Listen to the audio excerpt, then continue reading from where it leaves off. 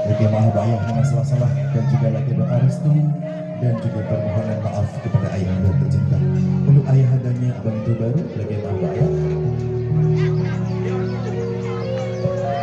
dan Jim Kening ayah anda dan muslim.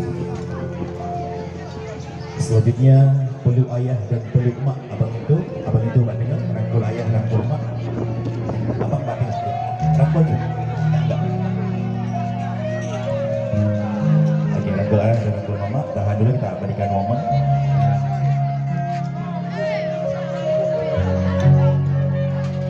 Terima kasih abang itu baru sudah boleh kembali ke tempat. Selanjutnya salam takzim Dara Baru kepada ibunda tercinta, kamu silakan. Salam Kak Nisa pada mama.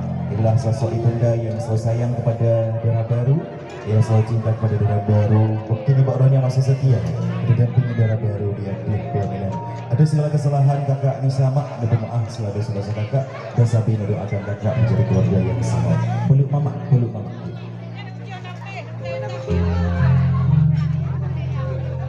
Baik, adalah kita pada hari menjadi saksi sejarah akan kebahagiaan kedua mempelai kita.